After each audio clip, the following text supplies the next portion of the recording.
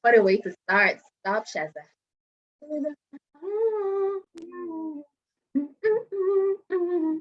Okay, so as always, I have a way to start off in an awkward way.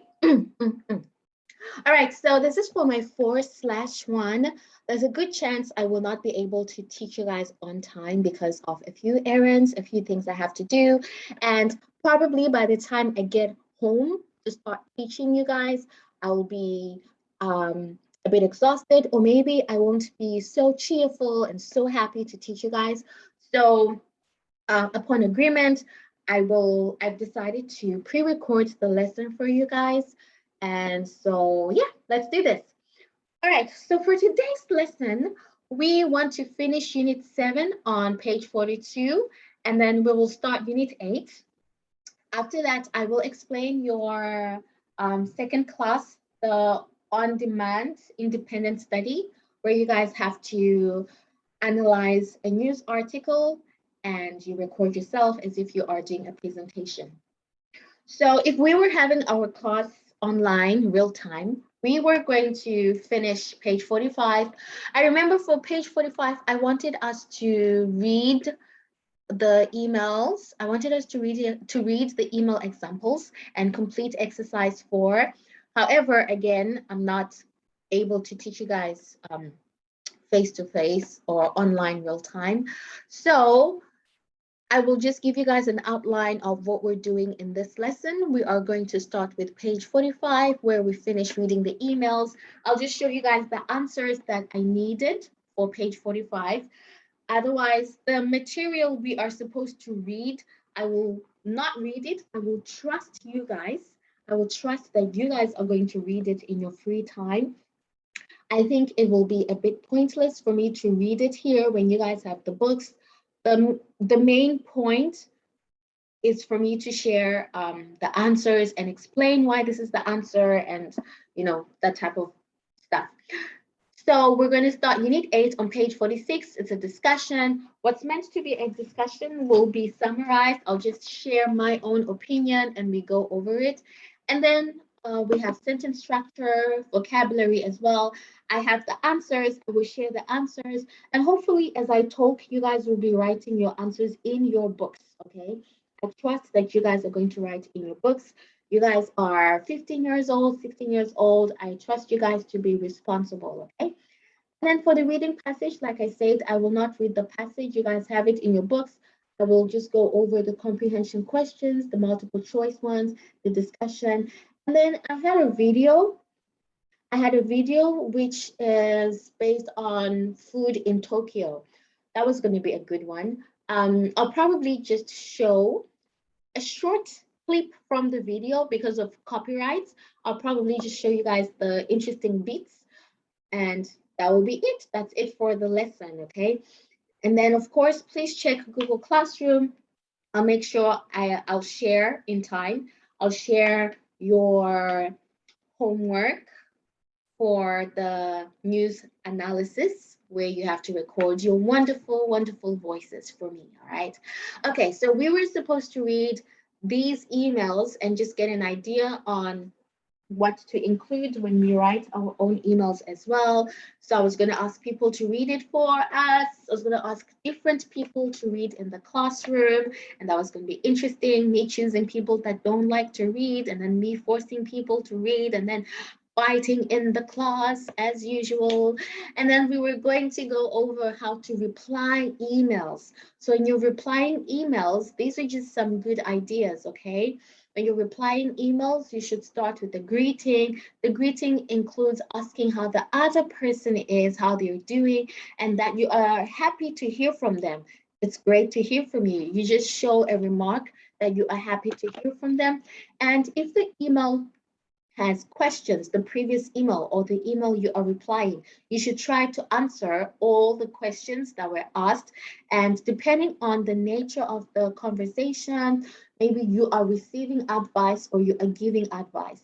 In conclusion, for your emails in general, you should conclude depending on what you're talking about. I'm just basing this on what we were supposed to read. For this email, you talk about what you look forward to in the future, or if there's any future plan with reference to your email, and that's about it. Okay, so that's the summary of what we were supposed to read and then how to reply emails.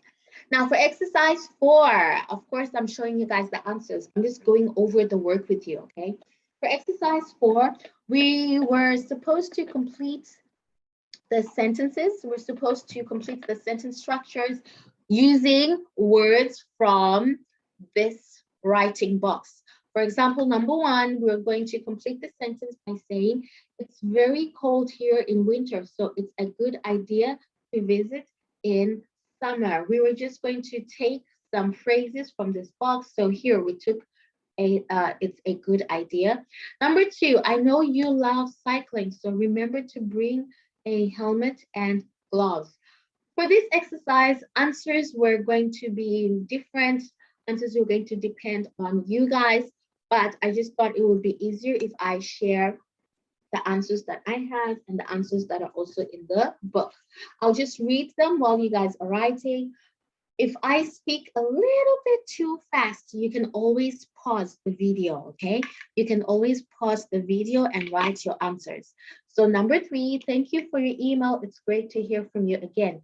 Number 4, we got together 2 years ago, but I didn't see you last year, so I can't wait to see you again. Number 5, the weather changes all the time, so you should pack an umbrella and sunglasses. Wow, the weather does really change. So umbrella, probably it's raining or maybe it's too hot, and then sunglasses definitely hot.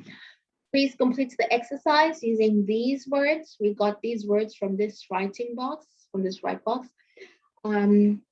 If I'm speaking too fast, just pause, write your answers, and continue, okay? All right, so let's continue. We are starting. Sorry, guys, it's the AC. Or did I just choke? Okay, it's not that, it's not COVID. It's not, I just choked. We are starting Unit 8, and the unit starts on page 46. We will complete page 46 and page 47. My goal is for us to complete Unit 10. That's the goal. If it's too much, then I think a realistic goal would be to finish Unit 9. But definitely, we will be done with Unit 8 or Unit 9, for sure, for sure, for sure. Unit 9, no, sorry, Unit 9 or Unit 10. I'm looking at 8. So we're definitely going to finish with Unit 9 or Unit 10. It will be good if we finish Unit 10 because that means we'd have covered half the book. The book has got 20 units, okay? So Unit 8 is titled Going Away.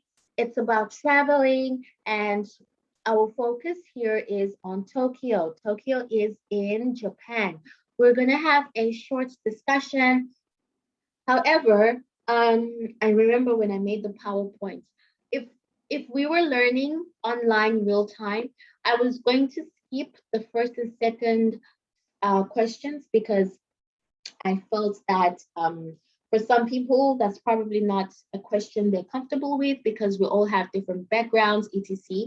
So if we were doing this online real time, I was going to skip the first 2 questions. I felt that maybe I will end up choosing someone who's not comfortable answering the question. And that's something I never want to do. I never want to make you guys feel uncomfortable, even though I know sometimes we feel emotional, but I mean make you uncomfortable because of the questions I'm asking you. So straight to question number 3. Where in the world would you most like to visit? Maldives. I would like to visit the Maldives, okay? I would like to visit Maldives. I would like to go there because it's a beautiful place. It's an island. It's so beautiful. It's so gorgeous. My gosh.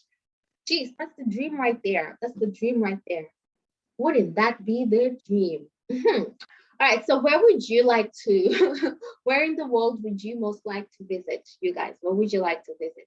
Some of you will probably say Tokyo. Tokyo is very popular, very famous. A lot of people would like to go there. I think it makes sense that even in the book, they used Tokyo as our study case. Makes a lot of sense. I would love to go to Tokyo. It's just that the Maldives is at the top of my list. All right. Now, for our vocabulary, we are going over international travel. I will read the words, of course, since I'm the only one. I'm going to read the words and then we will match the words with the photos. All right, so let me read the words first and then we'll go over to the photos, okay?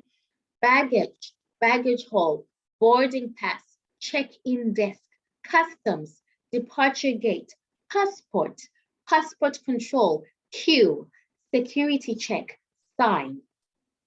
So over here, we've got these photos and we have to match the photos. Why am I starting to sing? Why am I singing? So we have got to match the photos and the vocabulary terms that we have been given. Since I'm the only one who's speaking, it's pre-recorded, I will just match the photos and the vocabulary. So A is baggage hold, B, baggage, C, security check, D, check-in desk, E, boarding pass. For you guys, it will be much easier if you just write the letter next to the vocabulary term. For you guys, it will be much easier. For example, baggage is B. For you guys, it will be easier, you just write B. Baggage hold, A. For you guys, it's easier that way. For me, it's better if I type the words in full and I type right there on the photo, okay? F is passport control. G, that's passport. H, down there. H is all the way down here. Q, I, departure gate. J, customs. And K, sign. So again, I suggest that for you guys, you just write the letter next to the actual vocabulary term. It's much easier for you guys that way, okay? All right, I'm about to yawn. Sorry, not sorry. I'm not even sleepy. I'm like recording this on time. It's just me doing me. All right. Okay, are we ready? Yes, we are. So for exercise 4, for you guys, I just put the answers. Again, we're supposed to complete the sentences with the vocabulary terms that we have in the vocabulary exercise here. While I read the full sentences, please may you guys just write your answers. I'm just trying to make things easier for you guys since it's online pre-recorded. I'm just trying to make things way easier for you, okay? So obviously, if we were doing this as real time, I would ask people to try and find the answers and then completing the sentences. So instead, I will read the sentences while you guys write your answers and we just practice pronunciation instead, okay? Number 1, you have to show your passport and your ticket at the check-in desk. Number 2, there's often a lot, oh yeah, quickly. Some people pronounce this word as often. T is silent. And then some people say often. They actually pronounce the T. For me, it honestly just depends. I will just read the sentence and when I see the words, I just freestyle, maybe often or often. So some people pronounce this word as often, pronouncing the T. And then some people pronounce the word as often, silent T. It's okay. Both of them are allowed, both of them are acceptable. It's up to you, often or often. For me, it depends. When I read the sentence, then we see how it goes. So number 2, there's often or there's often a queue for the security check. Number 3, you need to follow the signs to your departure gate where your passport and your boarding pass are checked. Number 4, as you walk through customs, officers might ask to check inside your baggage. Baggage is a synonym for luggage, okay? Good. Exercise 5, it was going to be a discussion. What's the difference between a boarding pass and a ticket? A ticket is the one that you buy. It's the initial purchase. That's the one you buy, okay? And it shows us the date that you want to travel and that you bought the ticket and that you are able to travel. And then a boarding pass is the one you get when you are after joining a queue. You get this one to give you the final pass for you to get on your flight, okay? So ticket is the initial purchase, and then a boarding pass is just the final pass to allow you to get on your flight. For you to get a boarding pass, you need a ticket, okay? for you to get the boarding pass, you need your ticket. And what's the difference between security check and a customs check? Security check, they're just checking your luggage. And then customs check is usually when you come back from your trip and the security wants to check what you bought. Did you buy anything from the country you're coming from that needs to be charged tax, TAX? And then number three, that was going to be opinion based. What are the best and worst things, the good and the bad things about air travel? What are the good and the bad things about traveling by air? I would say the good thing is that you can go to places that are pretty far, or places that require long distance. Yeah, places that are pretty far, long distances. Places that would require 9 hours, 10 hours. And then, of course, you can travel overseas. You can't go to Europe. Presumably, you can't travel from Asia to Europe on a bus. You'd need a flight. It would make things easier. I say presumably because some people will find a way. All right. So that was going to be our discussion. And then we were going to have our reading passage. I was going to choose people. Once again, I was probably going to choose people that don't want to read, and then I force them to read, and then we fight a little bit, and then afterwards we get along. So the reading passage is about Tokyo. I encourage you guys to still read. I encourage you to still read. Even though obviously I'm now just going to show you the answers for the reading passage, I would encourage you to read because you will gain some knowledge, you will learn how to pronounce some words, and you'll just learn about food in Tokyo. So even though obviously, it's up to you, I encourage you to still read the passage on going to Tokyo and experiencing life in Tokyo, because you just gain something, you gain new info, you gain knowledge, you learn new information. Okay. All right, so exercise 3, obviously, oh yeah, the usual. I was going to choose people first, and then we read, and then we'll answer the questions. So I will read the question and I will answer. What is sushi? Rice with fish or vegetables? Ooh, OMG, oh my gosh. So you guys, of course I'm going to tell a story somewhere in between a lesson.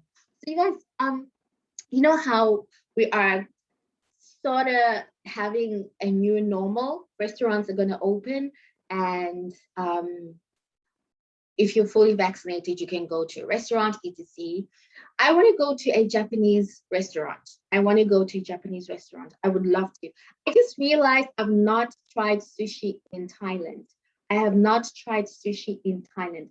It is on my September bucket list. I want to try sushi in Thailand.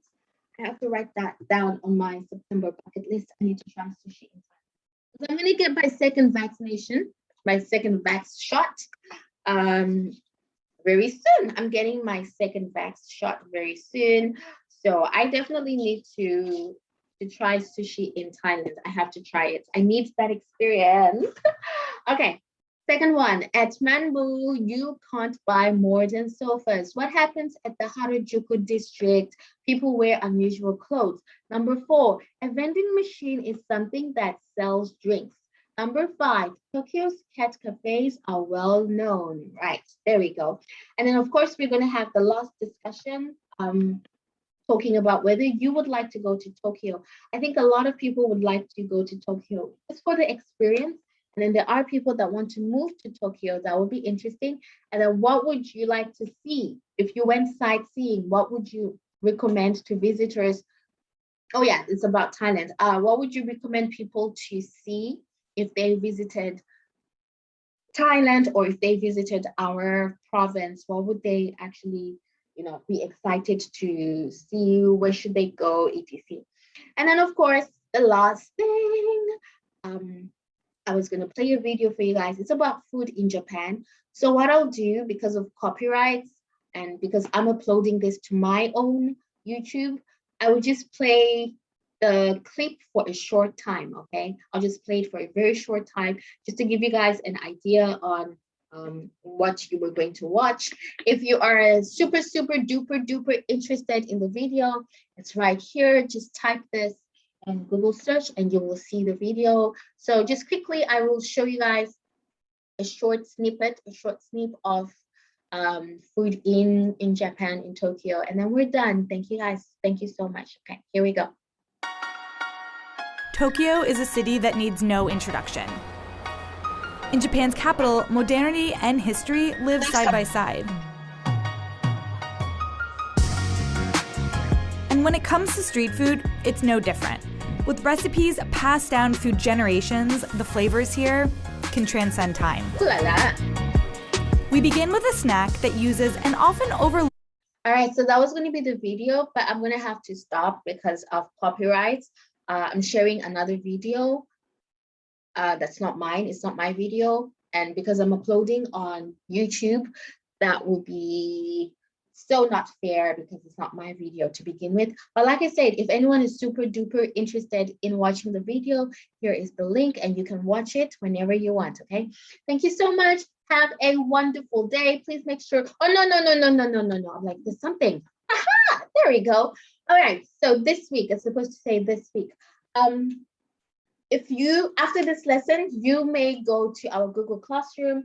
Please check the work I've shared. I have shared 2 articles, okay? I've shared 2 articles. They're actually part of 2 documents. If you open the documents, you will find your name. You will find your nickname in one of the 2 documents. I have assigned you guys on which article you should do, okay? Do not choose the article for yourself. I have assigned you guys. Please complete the work. I've put all the instructions in the document. Like I said, I always try to make things easier for you guys. I've put all the instructions there. I've put the link to the article, read the article, answer the questions, record your voice as if you are doing a presentation, okay? Record your voice, answering the questions as if you are doing a presentation. So you will not repeat the questions. You are just answering as you go. All right, so now please go to Google Classroom and look at the work I have shared. And now we are done for sure. Thank you guys and have a good day.